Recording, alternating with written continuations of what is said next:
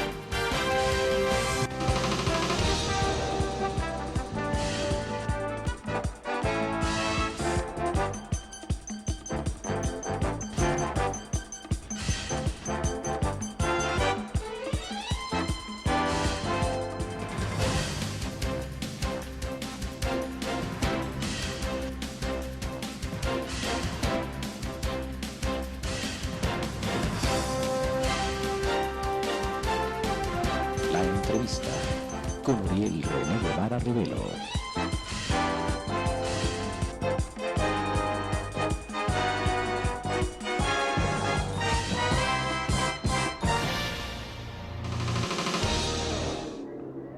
Reciban, amigos televidentes, el saludo cordial de Coral Producción de Testimonio de Nariño. Este es el programa La Entrevista. Mil gracias por su compañía, por todo su apoyo.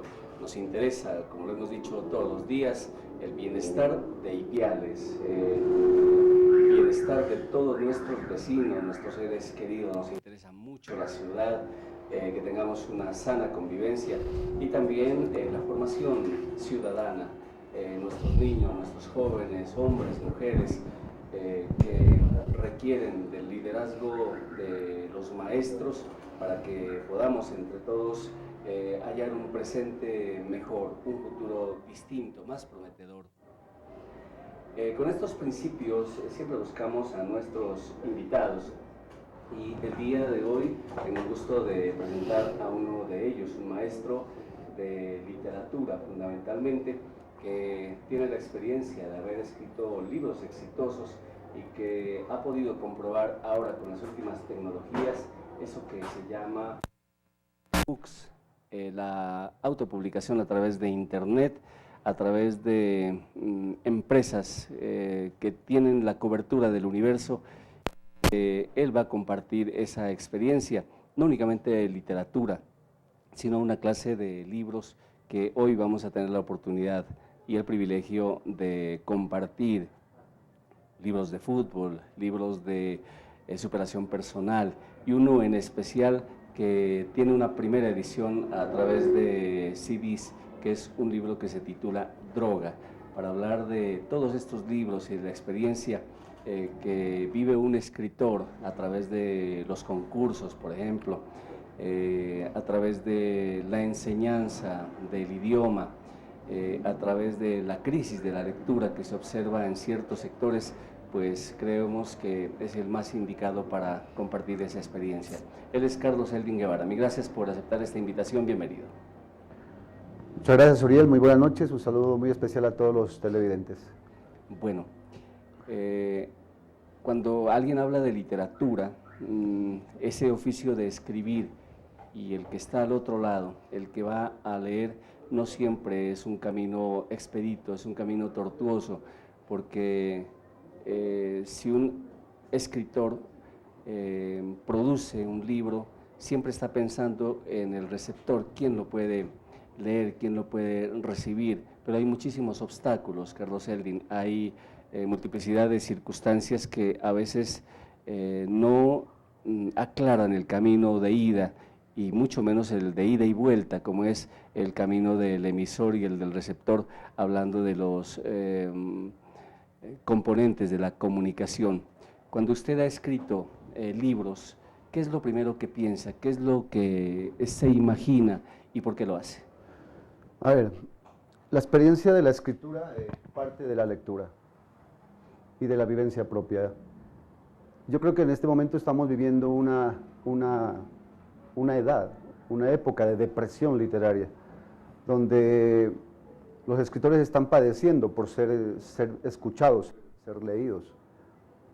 Las editoriales ahorita están publicando solo escritores famosos, que tienen nombre y no se arriesgan con los noveles. Por ejemplo, para eso se han sacado los concursos. Alfaguara es uno de los concursos más famosos, más mejor pagados tal vez. Entonces, tú puedes ver, por ejemplo, en las redes sociales cómo los escritores buscan afanosamente a alguien que les publique, porque es muy costosa la edición. Pero hay muchas formas de publicar, pero muchas editoriales piratas, que yo digo, que son como lobos vestidos de oveja, se aprovechan del talento de los jóvenes y les hacen contratos que los engañan. Entonces, yo creo que para empezar a escribir, pues eso empieza, yo pienso que eso no es, el escritor no se hace, nace con la lectura. Hay muchas personas que escriben desde niños, pero porque han empezado a leer desde pequeños. Yo creo que un escritor que no muestra lo que escribe no es un escritor. Hay un egoísmo, hay una egolatría, hay un orgullo por escribir lo que uno tiene escondido. Pero siempre hay que escribir por algo, por alguien, por la realidad social. Los escritores que escriben por la realidad social son los que triunfan. Carlos Eldin Guevara, él es maestro, es licenciado en Literatura en Lengua Española de la Universidad del Cauca. Está con una maestría de didáctica de la lengua española que va a comenzar y que es uno de las ofertas más importantes de la Universidad de Nariño en estos momentos, pero en ese trasegar de la literatura yo quisiera preguntarle en primer lugar si todavía dentro de su currículum presenta su tesis de grado, aquella que fue considerada meritoria por la Universidad del Cauca y con la cual se optó a ese primer título de licenciatura. ¿Cuál era el título y en qué consistía? Bueno, el trabajo consistió en 3 partes. En esos tiempos, hablo del 1998, la Universidad del Cauca estaba probando, experimentando con la creación literaria como tesis de grado, como proyecto de grado. Entonces, nosotros experimentamos, varios compañeros y yo experimentamos en esto. Yo escribí un libro que se llama Boomerang, cuentos metaliterarios, donde escribía yo un cuento por cada corriente, por cada movimiento, por cada género y por cada escuela literaria.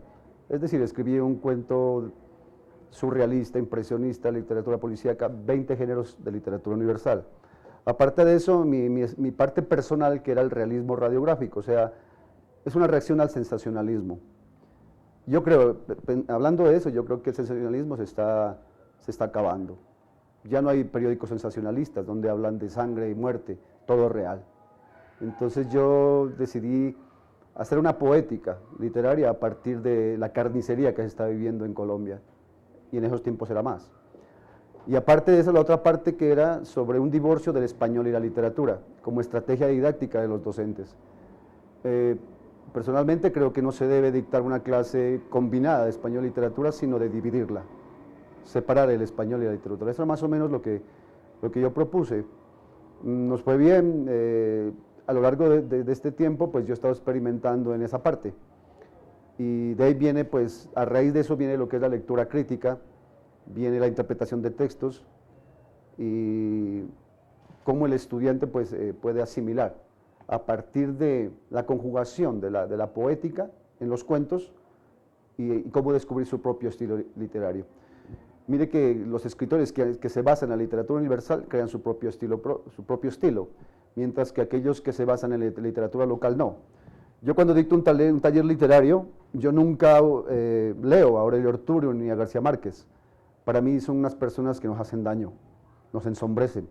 García Márquez, el que escribe como García Márquez es un macondiano, que va a ser ensombrecido por él mismo. El que escribe como Aurelio Arturo se está ensombreciendo por Aurelio Arturo. O sea, Aurelio Arturo dice llamita de luz. El otro que lo sigue va a decir chamisita de luz. Y es lo mismo. Es una influencia mal tomada. Entonces, uno para partir y reconocer su propio estilo, para dejar de ser un romanticón, ¿sí?, o un floripondio, como llamaba María Mercedes Carranza, debe leer la literatura universal, todos los géneros, para encontrar el suyo y traer de lo universal a lo local. Hay un adagio que dice Benditos sean, bienaventurados sean nuestros imitadores, porque de ellos serán nuestros defectos. Precisamente hay como esa tendencia a imitar. Aurelio Arturo es un poeta extraordinario, es fuera de serie, pero la persona que trata de imitarlo siempre va a ser ensombrecido por él, por el maestro. Lo mismo les ha pasado a todos los que quisieron imitar a García Márquez, nunca lo van a superar, ni lo superarán, y siempre van a estar ensombrecidos por la grandeza de García Márquez. La pregunta entonces es, si yo para ser escritor tuve que ser un buen lector, esto es como una pregunta personal a Carlos Seldin. ¿Qué libros ha leído, los que más le han impactado, los que de pronto para su estilo de hoy, para sus años, para su experiencia, para lo que hace a través de los talleres, se le ocurriera sugerir, no aconsejar porque pues para eso es muy difícil, pero qué libros de los que usted ha leído le han impactado profundamente, que han ido poco a poco construyendo su propio estilo? Uriel, a ver, yo empecé a escribir leyendo Los Simbolistas, porque una vez yo le hice la pregunta a Gustavo Álvarez Gardiazabal, en un congreso le pregunté, ¿hasta cuándo podemos emplear el símbolo en la literatura? Y él me respondió, hasta que te destruya. Pues bueno, o sea, el símbolo siempre es indispensable para los que a veces no queremos expresar totalmente lo que deseamos o lo que no podemos expresar. Los simbolistas eran personas que estaban en contra del romanticismo. Por ejemplo, Arthur Rimbaud decía que el amor ya no existe, sino que hay que inventarlo, reinventarlo. Puede ser que ahora no exista el amor, sino la costumbre. Entonces yo tengo ¿qué interpretaba yo eso? Que yo tengo que romper con el romanticismo malentendido, porque los que lo entendieron bien fueron los que triunfaron. Hay un romanticismo europeo de Hölderlin, de los hermanos Schlegel, del Sturm und Drang, que ellos hablaban de un romanticismo patriótico, por ejemplo. No el romanticismo que te amo porque tienes ojos de lucero y dientes de perla, no. Ni porque me voy a suicidar por ti, o eso. Asunción Silva la primera etapa de Asunción Silva fue grandiosa, pero al final el suicidio hizo de que no lo haya entendido bien. Característica del romanticismo, la madre, la patria. Simón Bolívar fue un romántico, Napoleón fue un romántico. Todas las proezas nosotros debemos tomarlas para ser románticos, no del amor, sino de ser rebeldes con causa. Yo siempre acostumbro a aconsejar a los escritores que están empezando, a los que quieren escribir, que lean mucho, por ejemplo, filosofía. Para mí, la Universidad de Nariño ha hecho algo muy bueno, y es combinar la filosofía con la literatura. Para otros no puede ser algo bueno. Yo creo que un filósofo, bueno, se dice que los filósofos son políticos, los literatos no, son apolíticos. Que el filósofo no crea y que el literato sí crea, pero los dos se complementan. Un filósofo tiene muchos principios y muchos valores, acercándose al perfeccionismo y esas cosas, pero un literato necesita de la estética y de la fenomenología para escribir, porque un escritor necesita el misterio, necesita vivir la vida. Yo siempre he dicho en alguna otra entrevista, decía, no es lo mismo un escritor que ha tenido una novia que el que ha tenido 10 novias, ¿cierto? No es lo mismo un escritor que no haya vivido que otra persona que no haya vivido. García Márquez decía, no hay que joderse para escribir literatura, aunque él pasó hambre en París. Si yo comparo a García Márquez con Mario Vargas Llosa, por ejemplo, yo pienso que García Márquez se lo lleva años luz porque Mario Vargas Llosa es como un comentarista de fútbol. Sabe más de fútbol que un futbolista, pero no sabe cómo patear un balón. Sí, eso bien. En la presentación hablaba de que había una crisis y que de pronto se rompía ese hilo conductor entre el que emite un mensaje y el que lo recibe, el que escribe un libro y el que lo lee. En otros tiempos, no sé, la gente como que le gustaba más de la lectura, porque no había internet, por ejemplo, aunque el internet también es lectura, o la internet dicen también. Había poca televisión y entonces la gente tenía que leer y tenía que escribir. No había correos electrónicos, sino que había cartas. ¿A qué se debe la crisis de la lectura en el mundo de hoy? ¿O es una crisis fingida porque no todo el tiempo ni en toda la historia a todo el mundo le ha gustado leer y a todo el mundo le ha gustado escribir. Esto de leer y escribir siempre ha sido circunscrito a una élite, es un círculo de los pocos. A medida que pasa el tiempo, la gente lee menos. Y ha influenciado mucho exactamente lo que tú dices, los adelantos tecnológicos, la televisión, el internet. La gente es adicta al Facebook, mire, y es por ejemplo, la relación con el Facebook. Yo digo los falsos amigos, la red de los falsos amigos. Yo subo una imagen o algo y espero horas a ver a quién le gusta esa imagen, ¿cierto? Entonces, o me frustro porque no me leen o porque no me dicen me gusta mi página. Por ejemplo, yo siempre comparo esto con el Plan Finlandia o con la gente de los educadores de Finlandia, que ocupan el primer lugar en el mundo en educación. Allá ellos son inteligentes y sabios en asociarse con el peor enemigo, que es la televisión. Los niños allá ven televisión y leen al mismo tiempo. O sea que ellos ven televisión con los subtítulos. Los programas vienen subtitulados y ellos están leyendo y están viendo la televisión. No había otra cosa que hacer, no había otra forma de superar ese enemigo, el TV papá, que yo le llamo, porque los papás los dejan pues, a los niños encerrados con su televisión y ahí verán cómo los educa. De ahí para acá, pues, yo creo que hay que prepararse con los adelantos tecnológicos. Esta parte de la parte ecológica, donde pues ya no se puede imprimir los textos, y de ahí que haya nacido el ebook o el libro electrónico. Debemos prepararnos a lo que viene. Muchas personas que intentamos escribir o que estamos escribiendo o que hemos publicado, hacemos esas campañas de las que las personas no se descuiden de leer, de comprar su libro. Otra cuestión interesante de Finlandia es que, por ejemplo, los estudiantes, en primer lugar, las instituciones educativas no esperan a que los profesores sean nombrados o elegidos por el Ministerio de Educación, sino que ellos hacen una convocatoria personal, autónoma.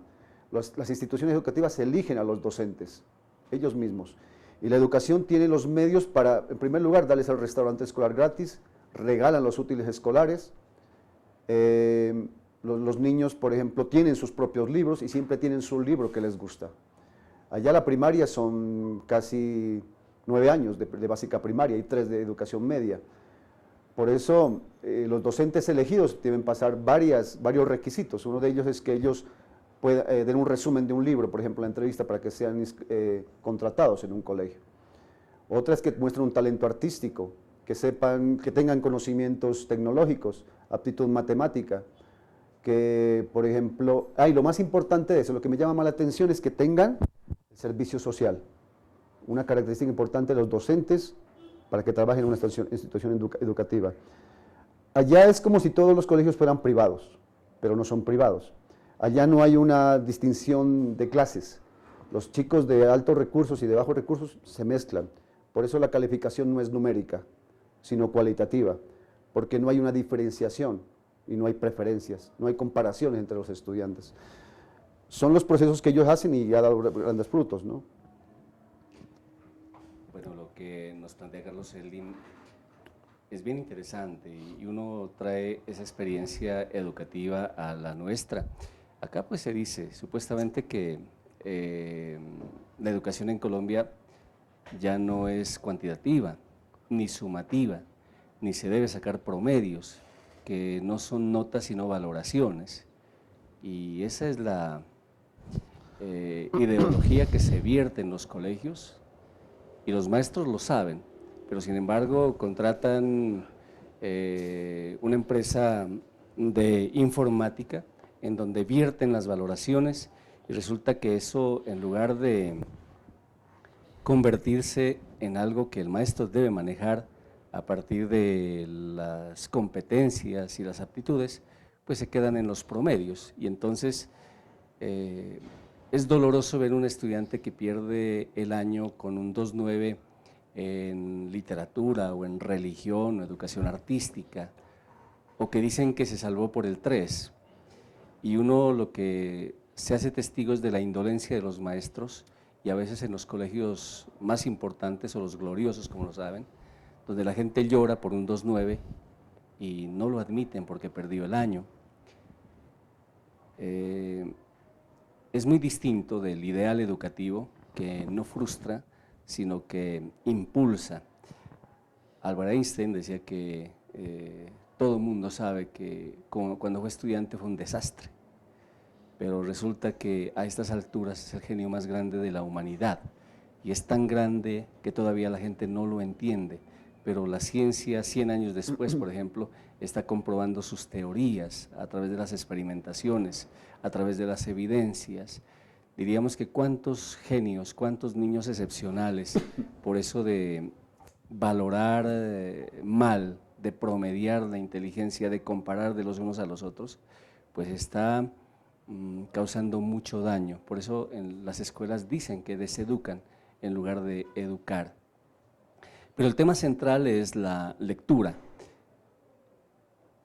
Si alguien no lee, porque es un poco difícil, es dispendioso leer, y sobre todo ahora que no se tiene tanto tiempo para reflexionar, y si alguien no sabe las operaciones básicas en la matemática, porque pues tiene una calculadora para sacar las cuentas, o en lugar de leer un libro prefiere escucharlo o prefiere una síntesis, se pierde como ese encanto, Carlos Zeldin. En este sentido, en el último planteamiento, en realidad afecta el cerebro de una persona que no sabe de la lectura, que no sabe de la abstracción matemática, por ejemplo. Claro, claro, totalmente. Dice la persona que lee poco, habla poco. La forma de expresarse. Todas las personas hablamos de lo que pensamos. Si uno repite y habla lo mismo es porque piensa siempre lo mismo. Se dice que México ocupa siempre el último lugar en educación, porque son las personas que menos leen. Si en Finlandia están leyendo 47 libros al año, que creo que los reales son 17, en España se leen 10 y en Colombia se leen a manera de 10 clics, porque existe la clickmanía, donde tú das un clic en una lectura y luego pasas a otra y otra y otra y terminas sabiendo 10 cosas, pero ínfimamente, mientras que allá leen 17 cosas, saben 17 cosas de una manera totalitaria. En eso nos aventajan. Pero mire, yo pienso que tiene que ver eso mucho la autoestima, el amor propio, el amor por su carrera. Si en otras partes la gente estudia por algo que le gusta y no es un frustrado, una persona, un docente frustrado, allá es un honor ser un docente. Pero si acá yo quise ser abogado, médico y no pude y me tocó ser docente y no me pagan como es, me mandan una zona roja, para estar en la 14 tengo que escribir un libro y no estoy leyendo, las maestrías son con precios altísimos, entonces no voy a trabajar por amor, sino por necesidad. Yo me pregunto cuántos docentes están leyendo, cuántos tienen un libro en su bolso, cuántas instituciones educativas tienen un periódico que es por periodos, no es anualmente, un periódico mural. ¿Dónde hay un concurso de literario? No sé si se esté haciendo. Yo critico totalmente y no estoy de acuerdo cuando se manda como estrategia didáctica a ver un video de un libro. Bueno, Rosario Tijeras fue prostituido por el mismo autor, el libro fue prostituido por el mismo autor cuando lo sacaron en televisión, pero yo he visto de docentes que envían a ver el video del Rosario Tijeras en lugar de aconsejar a leer el libro. O por ejemplo, en el grado 11 se obliga a los estudiantes a leer la Ilíada, la Odisea, la Divina Comedia, un libro que no lo lee casi nadie ahora. No tiene tiempo y estamos de acuerdo. Es un libro que hay que leerlo con estrategias. Si los estudiantes, hay 40 estudiantes, pues que cada uno lea su capítulo. Y en 5 minutos lo expone y lo leemos todos el libro, de esa manera. Son estrategias, es el amor. Mire, ¿por qué la parte propositiva también, la parte creativa está fallando también? Porque no hay, los chicos que tienen talento no son escuchados. Muchos tienen talento pero están ocultos, están guardados, escondidos porque el docente no tiene tiempo para escucharlo, para decirle, venga, vamos, sentémonos, vemos lo que está haciendo. Por eso los escritores están fallando, porque uno para poder escribir debe mostrarle al otro, y el otro que le diga, no, esto no es así, pero una persona especialista. ¿Cómo yo busco un docente especialista si no está leyendo? Es como difícil, es irónico, ¿no? De todas maneras, si estamos buscando pruebas, ICFES, pruebas saber, y no estamos leyendo, nunca vamos a tener éxito. Le estamos dejando a los estudiantes que se valgan por sus propios medios, para que saquen sus pruebas. O sea, un simulacro, prepararlos en 3 meses para sacar un puntaje, bueno, algunos lo harán, porque tienen su talento y lo han hecho desde la primaria, tal vez, pero es muy difícil, es muy difícil. Ya que se habla de concursos, hay una historia, bueno, ahora ya casi es como anecdótico por lo singular, por lo irónico. Carlos Seldin Guevara participó en 2 concursos del Fondo Mixto de Cultura de Nariño y en aquella oportunidad se ganó el concurso de cuento del Fondo Mixto de Cultura y al mismo tiempo se ganó el concurso de poesía. Y resulta que el Fondo Mixto de Cultura le quitó los 2 títulos porque no podía participar al mismo tiempo en cuento y en poesía, habiéndolos ganado. Digo que es irónico y que es, yo no sé, o qué manera, y es el Fondo Mixto de Cultura, y creo que todavía está el mismo director de esa época, Juan Carlos, no sé qué es que se llama. Imagínense, Juan Carlos Santa Cruz, imagínense que una institución que promociona talentos, escritores, hace de ese concurso algo que parece ilógico, que le quita los 2 títulos porque no podía participar sino en solo uno. Pues yo no sé cómo serían las reglas, pero yo digo, bueno, lo hubiera llamado y escoja uno de los 2, pero no le podemos dar ambos, porque pues hay otro que merece el primer premio, pero resulta que lo descalificaron de los 2. ¿Cómo asumió Carlos Seldin esa decisión del Fondo Mixto de Cultura que fue hace muchísimo tiempo? ¿Cómo le afectó la vida, por ejemplo? ¿Y qué cree de los concursos? Bueno, a ver, ahora es algo pues que me da hilaridad, ¿no? Risa y bueno, pero en ese tiempo es más joven, obviamente joven, era precisamente el concurso, era un concurso de estímulos a los jóvenes escritores de todas las regiones de Colombia, se hizo por secciones, concursos departamentales, y yo pues he trabajado los varios géneros, tal vez para enseñar a escribir más que para escribir yo mismo.